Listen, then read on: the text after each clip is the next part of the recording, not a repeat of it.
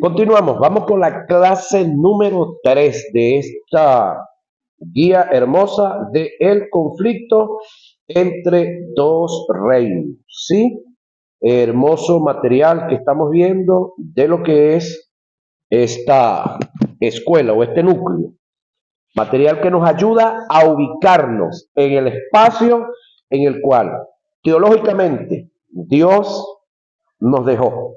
Importante es saber que lo que estamos leyendo, estudiando y analizando no es por capricho humano, no es porque queremos contender con los demás predicadores, con los demás maestros, con los demás hombres y mujeres que están por ahí dando la palabra, sino porque tenemos fundamento de lo que estamos diciendo y queremos que ustedes se corrijan y disfruten la posición que Dios les ha dado en su palabra. Entonces, ya hablamos de los súbditos del reino de la luz. Ahora vamos a hablar de los súbditos del reino de las tinieblas. Quiero recordarles algo. El término tinieblas tiene dos significados. ¿Sí? Supongamos que apagamos o le damos donde están estas luces por aquí y esto va a quedar en tinieblas, oscuro. Pero esa parte de la oscuridad que puede venir aquí es algo desde el punto de vista temporal. ¿Por qué razón? Porque entre las 6 y las 7 de la mañana esto va a quedar clarito otra vez. Porque viene la luz efecto. Entonces, las tinieblas que ahorita hay, porque estamos de noche aquí en esta parte donde estamos, esas tinieblas que usted ve son efectos. Pero tenemos gente que aunque estén aquí, donde hay luz, y al mediodía que estén viviendo, ellos están en tinieblas, hablando de lo espiritual. ¿Sí? Y habemos gente que a las 12 de la noche, con todas las luces apagadas, igualito estamos en luz. ¿Por qué? Estamos hablando de estado. Entonces, hablemos de los súbditos del reino de las tinieblas. Los representantes del reino de las tinieblas en la batalla son, oiga, Satanás, Mateo 4, 1 al 11. Cuando tratemos el punto conociendo a nuestro enemigo, daremos un desarrollo claro acerca de Satanás. Los demonios, Efesios 6, 10. Quiero hacer una aclaratoria acerca de los demonios. Origen, existencia y orden jerárquico. Vamos a hablar de esos sujetos. ¿Sí? Ahora, su origen. La Biblia hace mención acerca de la existencia de los demonios, oiga, pero no relata sobre su creación ni el tiempo de su origen. Entendemos, según Colosenses 1:15 y 16, que fueron creados por Dios.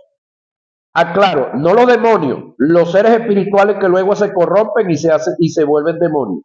Pero no declara en qué momento. ¿Quiénes son los demonios?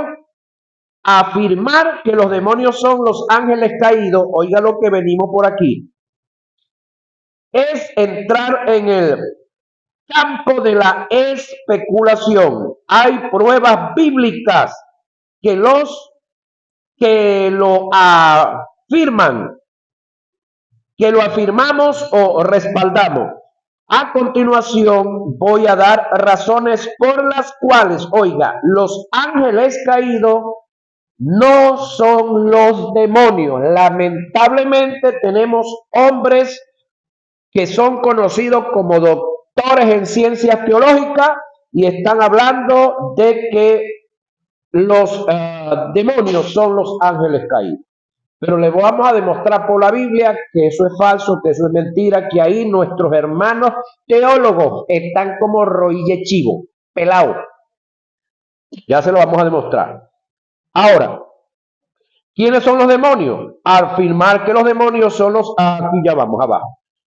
Las escrituras afirman, oiga, que todos los ángeles que cayeron fueron puestos en prisión de oscuridad, que de paso son eternas, como para no salir de allí hasta el día del juicio.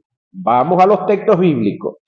Porque si Dios no perdonó, oiga, a los ángeles que pecaron, sino que arrojándolos, préstele atención, gramática con esto, muchachos, al infierno, Tártaro, los entregó a prisiones de oscuridad para ser, oiga, reservados, gramática con eso, al juicio. ¿Eso está donde? Segunda de Pedro 2:4. A los ángeles que no guardaron su dignidad, sino que abandonaron su propia morada, los ha guardado, gramática con esto, bajo oscuridad, en prisiones eternas para el juicio del gran día. Judas, verso 6. Acuérdense que Judas es un solo capítulo. Si observamos bien, en ambos pasajes se utiliza el plural para hacer referencia a los ángeles en general. La frase a los ángeles que aparece en el comienzo de los pasajes da a entender gramaticalmente que todos los ángeles en general fueron arrojados a las prisiones de oscuridad.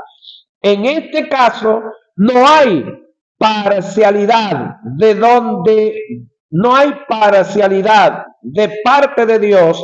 Él no encerró a un porcentaje de los ángeles, oiga, y a otro porcentaje lo dejó libre para que fueran demonios. Según el relato bíblico, todos fueron encerrados. Perdón. Además de esto, los términos arrojándolos, gramática, reservados, guardados, que se mencionan en los pasajes para hacer referencia a los ángeles, demarca un estado global que no da lugar al escape de ninguno de ellos. Lamentablemente, podemos hablar de las prisiones terrenales, hablando de las cárceles o los retenes o los sitios donde tienen la gente por allá luego que los capturan por cometer un delito, o los que ya están en proceso de salir. Pues hay sitios donde usted se ha enterado que ellos de día están presos y de noche salen por ahí. Les dan el permiso para que se vayan. Otros tienen todo el día en la calle y en la noche tienen que ir a dormir allá a las prisiones cuando ya están a punto de salir.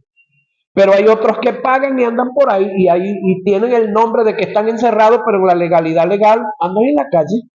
Eso pasa aquí en la tierra, en todas las cárceles. No me vengan con el cuento que no, en todas, pero eso es por billete, por plata. En el mundo espiritual, señoras y señores, no es lo mismo yo.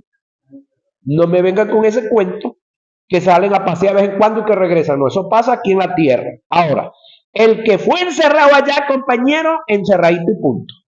Ahora, debemos aclarar que la frase prisiones de oscuridad no tiene nada que ver, oiga, con un estado, sino con un lugar, debido a que el término griego que se utilizó para hacer referencia a estas prisiones como el infierno o Tártaro, que indica un lugar. Esto lo aclaramos porque hay quienes, oiga, aplican la frase prisiones de oscuridad en la condición de tinieblas en la que viven los demonios. No, no tiene nada que ver con la condición, tiene que ver con un sitio.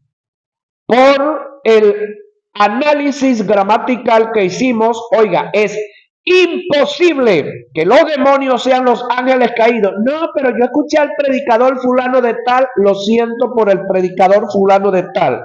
yo debo de guiarme por lo que dice la Biblia y estudiar gramaticalmente si es verdad o es mentira lo que está diciendo el tipo. Tenga las estrellas y los soles que tenga donde los tenga. Y esté en la posición que tenga y tenga los títulos que se haya ganado o que haya comprado. Porque hay mucha gente que tiene títulos porque los compró, no porque se los ganó.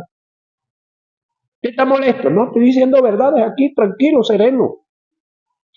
Ajá. Ok.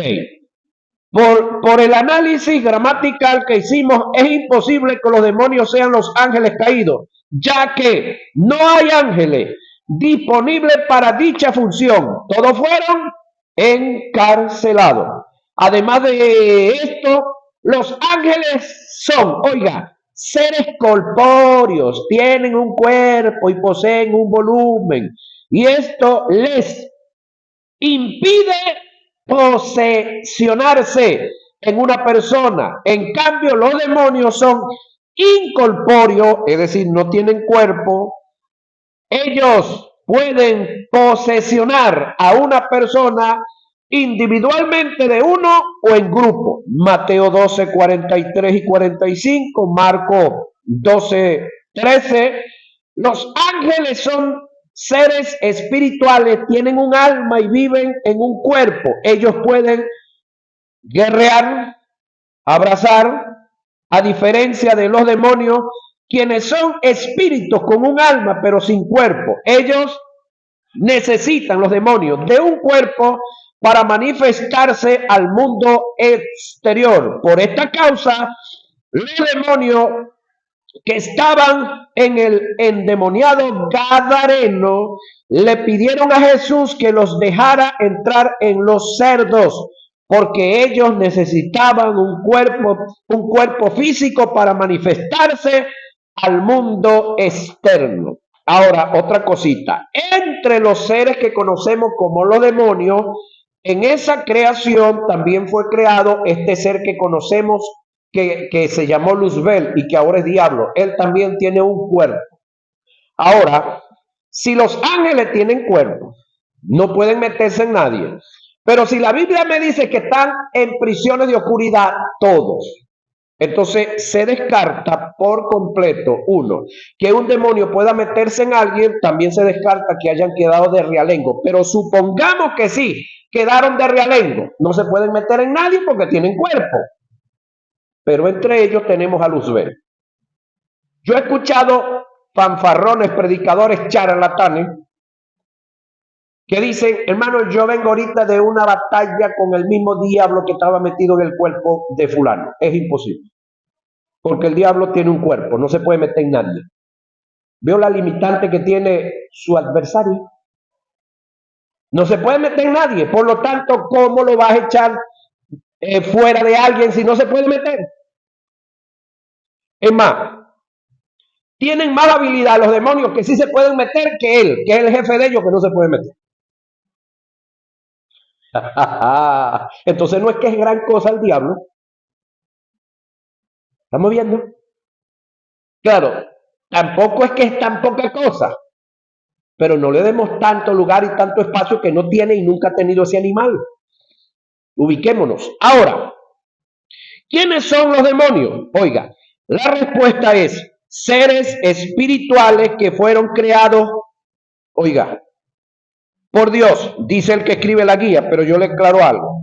Seres espirituales, en el caso de los que ahorita son los demonios, son seres espirituales que fueron creados por Dios, según lo registra Colosenses 1, 15 y 16. Los demás se desconoce. No está, perdón, Colosenses 1, 15 y 16. Lo demás se desconoce, no está claro su origen ni la causa o motivos por el cual fueron creados. Mi consejo como maestro es hacer silencio donde la Biblia hace silencio y evitar entrar en el terreno de la especulación. Sin embargo, quiero aclarar un puntico por aquí. Luzbel, cuando fue hecho como Luzbel, ¿fue perfecto o no fue perfecto? Perfecto, porque Dios solamente sabía hacer cosas perfectas. Entonces los seres que hoy en día son demonios, cuando fueron creados por Dios, así imperfectos, malos, para efecto espiritual sucios, cochinos. No, Dios solamente sabe hacer cosas buenas. Pero así como Luzbel se corrompió y se hizo sucio, cochino y malo, estos seres que Dios creó, como Dios es perfecto, bueno y honesto, también se corrompieron. Es la única respuesta que podemos tener por ahí. Porque si este ser que era el más perfecto, el más hermoso de toda su creación, se corrompió y llegó al nivel que se corrompió, él engañó a los ángeles que cayeron y él también engaña a estos seres creados por Dios, porque el diablo, Luzbel, no está en capacidad de hacer nada, de crear nada. No hay un registro bíblico que él haya creado, pero ni siquiera el estornudo, pues. Nada de eso. Ahora, voy otra vez, volvamos a los ángeles. ¿Cuántos ángeles fue que cayeron?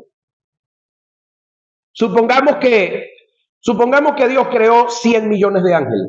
¿Qué cantidad fueron los que arrastró Luzbel o ya el diablo? Ya diablo, porque ya se había hecho diablo. Adversario, la palabra diablo es adversario.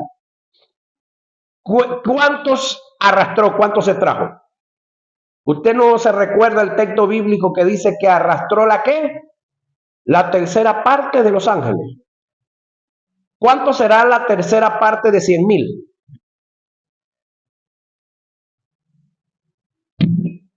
Háblame, Angelito. Tú eres matemático, chamo. Háblame tú, casi licenciado, para el próximo año.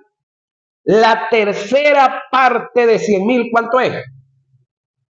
Nótese que no estoy diciendo 3/4 partes, porque el detalle está que cuando se dice la tercera parte, la mente de nosotros a veces gira hacia adelante. Yo era uno de los que pensaba así. 3/4 partes, 75,000. No, la tercera parte.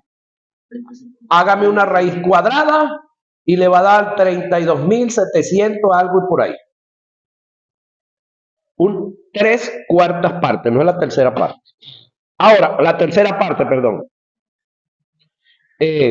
No es 3/4 partes para arriba, ni es una cuarta parte, la tercera parte. Ahora, él es la imagen del Dios invisible, hablando de Jesús. El primogénito de toda creación. Con esto no estamos diciendo que Jesucristo es creado, no. Eso tiene su explicación. Porque en él fueron creadas todas las cosas, las que hay en los cielos y las que hay en la tierra, visible o invisible. Colosenses 1, 15 y 16. Reitero, él es la imagen del Dios invisible, hablando del Cristo. El primogénito de toda creación. Aquí no dice que el primer creado fue Jesús, porque de paso mira lo que viene ahora. Porque en él fueron creadas todas las cosas y las que hay en los cielos y en la tierra, visibles o invisibles. Y el otro dice que todas subsisten por él. Entonces, eso es en cuanto a los demonios. ¿De dónde, cuándo fueron creados? No dice la Escritura. La diferencia que hay entre los demonios y los ángeles es que los ángeles tienen cuerpo, pero todos, de acuerdo a lo que dice Pedro y Judas, están reservados en prisiones de oscuridad y no es que una parte andan de sangaletones por ahí, no. Ahora, los demonios son seres incorpóreos, como ya lo hemos leído. Jerarquía de los demonios, o yo le diría, supuestas jerarquías de los demonios. Vamos a verlo, así que tienen cabo primero, cabo segundo, primer comandante, segundo comandante. Vamos a ver. Jerarquía de los demonios. Este es un tema que está muy mal entendido en las escrituras. Si analizamos el texto de Efesios 6:12, vamos a ver qué nos dice Efesios 6:12, señoras y señores. Vamos a analizarlo, vamos a revisarlo. Efesios 6:12. ¿Cómo se escribió originalmente? Lo que Pablo está presentando es sinonismo, no órdenes jerárquicas. El texto tomado de la versión Reina Valera, revisión 1960, lo expresa de la siguiente manera, pero lo vamos a ver en varias versiones bíblicas, señoras y señores. No tenemos lucha contra sangre y carne, oiga, sino contra principados, contra potestades, contra los gobernadores de las tinieblas de este siglo. Si lo leemos como se escribió originalmente, Pablo lo que expresó fue lo siguiente: no tenemos luchas contra sangre y carne, sino contra principados, oiga, que son potestades y gobiernan las tinieblas. Préstele atención. ¿Qué es lo que gobiernan las tinieblas? Yo pregunto, ¿la iglesia está en luz o está en tinieblas? Luz. Ajá, y si la iglesia está en luz, aquí no gobierna este animal, porque el gobierno es la tiniebla. Entonces, fresco por ahí. La versión popular dice, sino contra malignas fuerzas espirituales del cielo, las cuales tienen mando, autoridad, dominio sobre el mundo de tinieblas que nos rodea. Nótese la expresión, sobre el mundo de tinieblas que nos rodea. La versión latinoamericana lo expresa así, sino contra los gobernadores y autoridades que dirigen este mundo y sus fuerzas oscuras. La versión de Jerusalén lo expresa como sigue, sino contra los principados, contra las potestades, contra los dominantes de este mundo tenebroso. La versión de las Américas dice, sino contra principados, contra potestades, contra los poderes de este mundo. La versión internacional lo describe como sigue, sino contra poderes, contra autoridades, contra potestades que dominan a este mundo. Pregunto, ¿la iglesia es de este mundo? No. Cabe destacar que el término gobernadores que Pablo utilizó para hacer referencia a quienes representan las tinieblas no es hemoneo. Préstele atención a esta palabrita, yo anótela por ahí. Hemoneo, así como suena. Hemoneo. El término que Pablo utilizó etimológicamente no es hemoneo, que indica uno que dirige en una provincia, como el caso de Cirenio, gobernador de Siria, Lucas 2:2, Pilato, gobernador de Judea, Lucas 3:11. El término que Pablo utilizó fue, oiga, cosmocratos, que indica una potencia como fuerzas unidas. El término hemoneo, te lo pongo facilito, el territorio en el que gobierna actual el señor Reyes es el Estado Lara. Ese término, gobierno de Reyes, es hemoneo, territorio del Estado Lara. Una vez que él cruza al Estado Portuguesa, una vez que él cruza al Estado Trujillo, una vez que él cruza al Estado Falcón, o una vez que cruce la línea al Yaracuy, ya no es gobernador, porque hemoneo es un territorio. El señor alcalde del municipio de Ibarren, una vez que cruce a Jiménez o a Palavecino, que ahí mismo está la Patica, o allí a Crespo, una vez que cruzó para allá, ya no es alcalde. Entonces, el término gobierno del cual habla acá, una cosa es gobierno bajo el término hemoneo y otra cosa es cosmocratus. Cosmo, mundo, kratos, gobierno. Vamos a ver cuál es el que usó Pablo. Voy otra vez. El término hemoneo, que indica uno que gobierna en una provincia, como el caso de Cirenio, gobernador de Siria, que eso era local y el otro también. Pablo utilizó fue cosmocratus, que indica una potencia como fuerzas unidas, pero que gobiernan en todo el cosmos. ¿Qué es el cosmos? El mundo entero, señoras y señores, no en un territorio. Cuando Pablo hace referencia a los gobernadores de las tinieblas, que refiere a las fuerzas unidas de los poderes de las tinieblas, es decir, lo que quiso expresar fue porque no tenemos lucha contra sangre y carne, sino contra unas potencias que han unido su fuerza y que rigen en las tinieblas. Ahora, hay un cuento por ahí que nos los han vendido. Este territorio es José Gregorio, ¿cierto? Bueno, que hay un principado en José Gregorio, que cruzamos la quebrada al otro lado, ya creo que es 5 de julio, que allá gobierna otro principado, a la lucha vieja.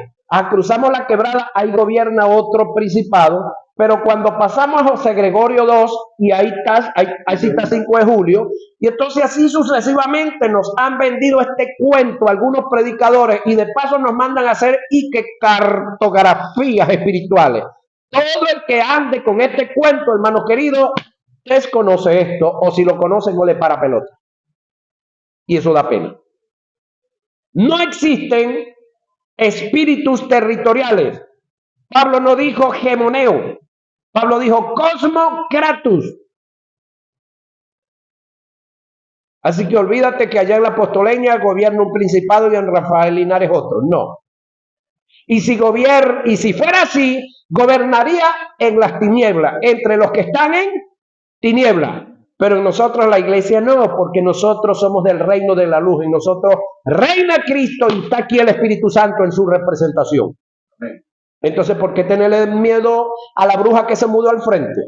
¿Por qué tenerle miedo al homosexual que compró la casa de al lado? ¿Por qué tenerle miedo al mafioso que compró en la esquina? ¿Por qué tenerle miedo al santero que vino y se mudó a la mitad de la cuadra y montó allá su altar? El que va a tener problemas con su altar, o no con el altar, con los que descienden ahí, son ellos, no nosotros. Pastor, usted es altivo. No, esa es la posición que tenemos. La Biblia mía me dice que es pecado, que si es pecado mostrarme menos de lo que soy, también es pecado mostrarme más de lo que soy. Sencillamente yo estoy diciendo lo que soy, más nada, o lo que somos en Cristo Jesús. Amén o yayay. Ahora, óigame.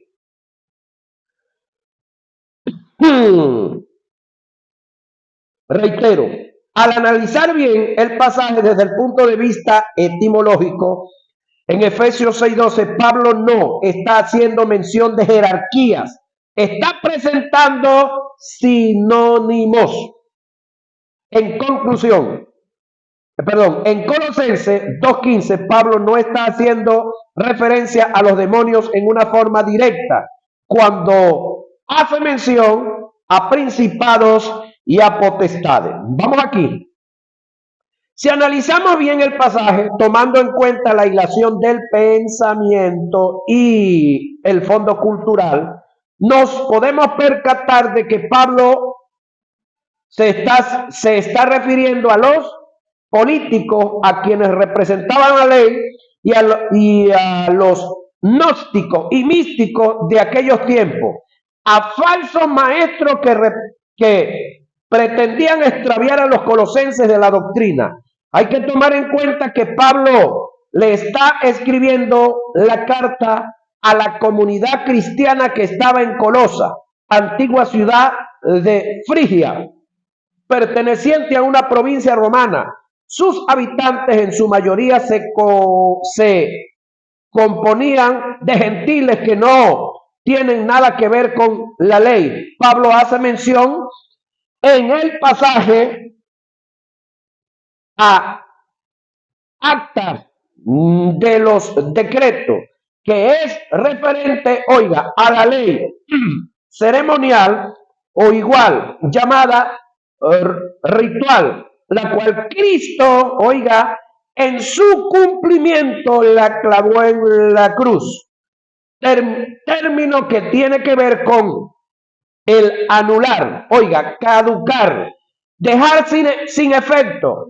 Es importante aclarar que Pablo, cuando hace mención a la ley, el cual llama el acta de los decretos, se refiere, oiga, a la ley escrita por Moisés, pero no ese que está ahí, sino por Moisés, el de allá del Medio Oriente. Ajá. Ahora, la cual fue colocada del lado fuera del arca del pacto, Deuteronomio 31, 24 y 26, no se está refiriendo a la ley moral, la cual representada por los 12 mandamientos escritos por Dios en el monte Sinaí, mediante su Espíritu eterno, fueron colocadas dentro del arca del pacto, Éxodo 25, 16, 31 y 18. Pablo afirma que por causa de Cristo, oiga, haber clavado el arca de los decretos que representa la ley ceremonial o ritual en la cruz, despojó a los principados y a las potestades, exhibiéndolas públicamente, oiga, y triunfando sobre ellos en la cruz. Verso 16, Pablo dice, por tanto, es decir, por lo que les acabo de expresar, nadie los juzgue en comida o bebida, o en cuanto a días de fiesta o fiestas anuales, luna nueva, observación mensual o en día de reposo, el sábado, observación semanal. Mi pregunta es, ¿tiene que ver los demonios con tales costumbres? No, de ninguna manera.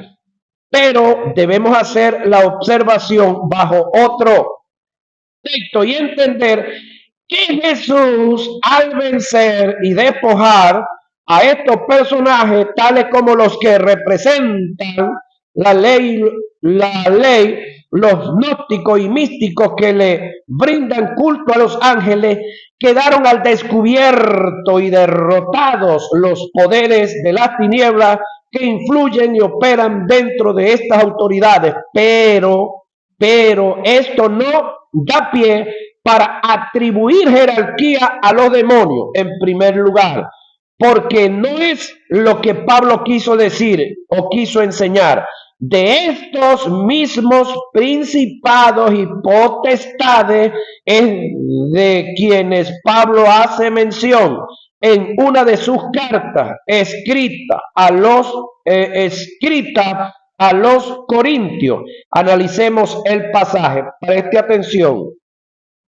Y ni mi palabra ni mi predicción fue con palabras persuasivas de humana sabiduría, sino con demostración del Espíritu y de poder, para que vuestra fe, oiga, no esté fundada, perdón, en la sabiduría de los hombres, sino en el poder de Dios. Sin embargo, hablamos sabiduría entre los que han alcanzado madurez, y sabiduría no de este siglo, ni de los príncipes, en este caso los políticos y religiosos de este siglo, que perecen, mas hablamos sabiduría de Dios en misterio, la sabiduría oculta a la cual Dios predestinó antes de los siglos para nuestra gloria, la que ninguno de los príncipes o políticos o líderes religiosos de este siglo conoció, porque si la hubieran conocido, nunca hubieran sacrificado al Señor de gloria. Primera a Corintios 2, 1 y 16. De esta verdad en relación a los políticos y religiosos denominados como príncipes, el apóstol Pedro hace mención en sus discursos. Analicemos el pasaje. Porque verdaderamente tanto Herodes como Poncio Pilato, con los gentiles y el pueblo de Israel, se reunieron en esta ciudad contra tu santo Hijo, en este caso Jesús. Hechos 4, 27 y 28. Entonces, de esos principados es que está hablando acá. No tiene nada que ver con jerarquía de los demonios, porque le digo algo. En un país, para colocarle jerarquía a militares, o lo hace el presidente o lo hace la Asamblea Nacional, o en este caso el Senado. Los militares no se pueden estar colocando ellos jerarquías. Ese es otro detallazo. Y eso tiene que tener un registro como tal. Ahora, esa jerarquía que le colocan a ellos es por méritos, por estudio, o por hacer un trabajo a favor de el Estado como tal. Ahora, hay otro detalle. En Colosenses, cuando dice que venció a los principados en la cruz, hay otra área que usted y yo debemos analizar. Cuando Cristo fue capturado en el Getsemaní, le pusieron los ganchos, un piquete de la guardia romana y la guardia del templo. Una vez que lo capturaron, lo trajeron ¿a dónde? Al sumo sacerdote. Inmediatamente que llega el sumo sacerdote, ¿a dónde es remitido? Al gobernante de turno, en este caso como el alcalde. ¿Quién era? Pilato. Inmediatamente Pilato se recuerda que por ahí andaba Herodes, el que fungía como el gobernador, entonces se lo envió a él.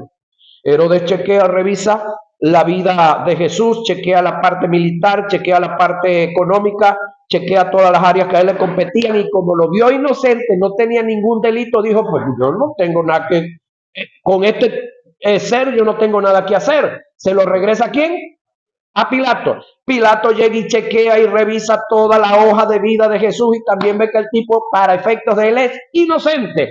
Sin embargo, los sacerdotes, empeñados de que lo mataran porque enseñaba otra doctrina, pero como ese no era problema ni de Pilato ni de Herodes, ese era el lío de ellos. Entonces, Herodes no pudo matar a Jesús, Pilato tampoco.